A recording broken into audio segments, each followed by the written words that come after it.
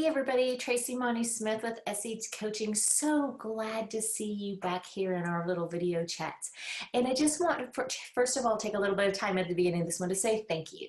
I want to say thank you to all of you that have left comments, to all of you that have emailed me, to all of you that have shared this content and shared the Facebook business page and shared the Divas of Divorce Facebook group.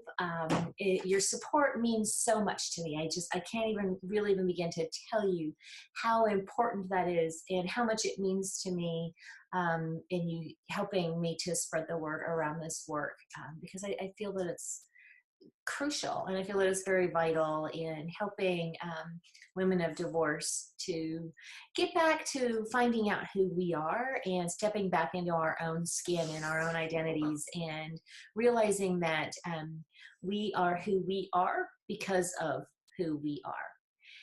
And so to jump right into today's topic, I really wanted to address the emotion of fear, because anybody that has experienced a divorce or anybody who's thinking about a divorce totally gets that that word alone can just strike fear and leave the most stalwart, strongest person in the world a quivering mass of emotions and a quivering mass of jelly. And most likely, a lot of those emotions that come up can be traced back to the emotion of fear, because whether it's fear of being alone, whether it's fear of facing your own emotions, whether it's fear of financial issues, whether it's fear of, oh my gosh, what about my children? What's going on? What's going to happen with them? It can be silly fears, or what we consider to be silly fears. It can be something as simple as, I don't know how to start the lawnmower or the dishwasher or to program the thermostat. My ex did all of that. I never had to do it. So I'm afraid of that. And it boils down to that fear of being alone, because we've always had someone else to pick up those parts of us and to make us whole. And I just really want to ask you to consider the fact that the other person is not what made you whole, that you and your ability to sit with these emotions, to sit with these fears, and to fight your way through these fears, and that's what makes you a whole person. And fear is not anything to be ashamed of. Experiencing fear does not mean that there's something wrong with you. It means that you're human, and we've been given this ability. It's our right as humans to experience these quote unquote negative emotions as well as the positive emotions. And so don't feel that fear has made you in some way a lesser person. What it is doing is it has a message for you to help you come through the other side to stepping up into that next best version of yourself. And in order to have courage, we have to first acknowledge, we first have to experience fear. And in order to have the courage that we need, and courage leads to capability, because it's the courage that forces us to take the steps to learn a new task, to learn how to program the thermostat, for example, to become capable in programming the thermostat. And the really cool thing is that then that capability that courage brought us to is what helps us step into the next best thing, which is confidence. Because now not only are you just confident, or capable, excuse me, not only are you just capable of programming the thermostat, you're confident in programming the thermostat. And you can take this and apply it to all these other fears that you're having around your finances. Your courage that came from your fear has forced you to step into taking a class around finances, around investing, and around having a budget or balancing an account or whatever version of that fear of finances for you might be. And by having that courage, it has made you capable enough to take the class. And taking the class and practicing this in your life has made you confident in what you're able to provide in that particular area that used to be fear-based, and it's no longer fear-based. Now it's confidence. So I really invite you to look at the fear not as being something that's bad. Okay, it just is. It's not bad. It just is. Accept the fear as being there. Ask yourself, what do I have to do to have the courage, which is going to lead to the capability and the confidence. And, you know, courage really is the stepping stone to all of this. And so I have 3 questions that I really would like for you to consider the next time that you're really feeling fear.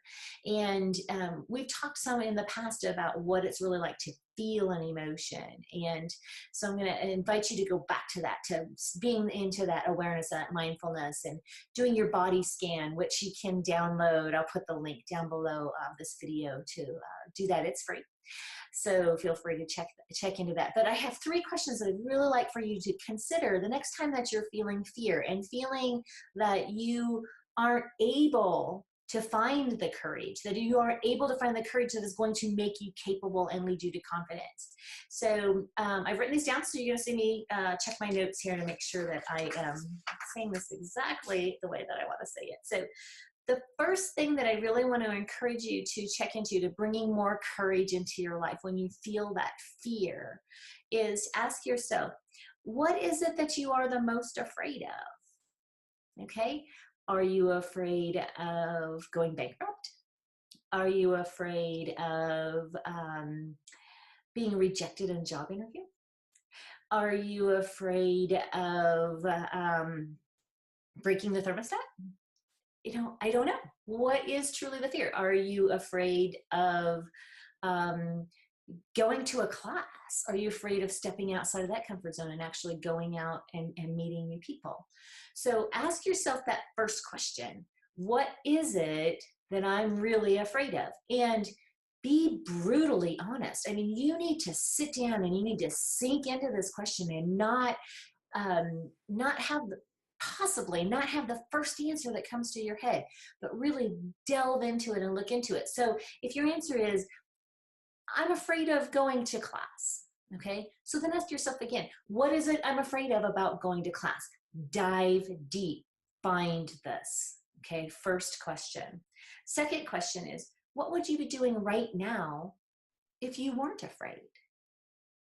So if you weren't afraid of going to class, you're probably gonna put on your shoes, put on your coat, grab the car keys or the bus pass or walk, whatever it needs to be, and you're gonna get to the class. You're gonna get to the class because you know that this is the step that you need to take in order to be capable, okay? So again, what would you be doing right now in this very instance if you were not afraid, okay? Find the fear. What is it you're afraid of? And what would you be doing right now if you weren't afraid? And the third question that I want to really invite you to consider is, how would your life be different if you overcame the fear? Okay. The thermostat just may mean that, hey, I'm going to be warm when it's cold out and I'm going to be cool when it's hot out. Or if it's a programmable thermostat, you know what? I'm going to set it and forget it and never have to worry about it again, and it's done. Okay, and that can be a freeing thing, right? To never have to worry about it again. If it's around your finances, how would your life be different? How would your life be different if you overcame the fear of investing? How would your life be different if you overcame the fear of going on that job interview? Okay, sit with that. Ask yourself the questions, dig deep, find the emotions behind it, and ask yourself again. It all goes back to that same question. What am I afraid of? All of this is going to help you find the courage to take the next step. And the next step is going to lead you to the capability. And again, like we said, the beauty is that you get to come out on the other side as a confident person in this area that used to be fearful for you. Okay, so this is only one of a myriad of ways that life coaching can help you overcome fear. We've talked about self-compassion. That's another really big one. But if you are struggling with fear and anxiety around anything in your life, especially those surrounding your divorce, please, please, please reach out to me. Schedule a time for us to have a phone chat. But I really want you to know that I am here for you, and I am here as your coach to help you move forward from your fear, help you move forward from your anxieties around your divorce. Please remember, SE Coaching, what we're here for is to help you overcome the symptoms of your divorce, and fear is one of those symptoms. So again, let me know if you would like to schedule that phone chat. You can always reach me personally on my personal email. I get back to you just as quickly as I can. My personal email is Tracy, Tracy, at secoaching.net. You can private message me through my business page, also SE Coaching. You can go to my website, secoaching.net. You're able to reach me through there. So there are lots of ways that you can reach out to me here at SE Coaching, and we can help you take those steps, begin to overcome these symptoms of your divorce. So thank you very much for tuning in. And I also just want to say, you know what, fear and anxiety happens everywhere, and it happens for everyone. It doesn't have to be around a divorce. We're still here to help you. Reach out. Please reach out. Do not be afraid to ask for help around this stuff. It's only going to help you get to the capability and the confidence levels that you need to become the next best version of yourself. Thank you very much for tuning in. Really appreciate, again, your time. There's going to be a follow-up blog post on this that you'll see tomorrow. So until then, until next week, actually, have a fantastic day. Bye-bye.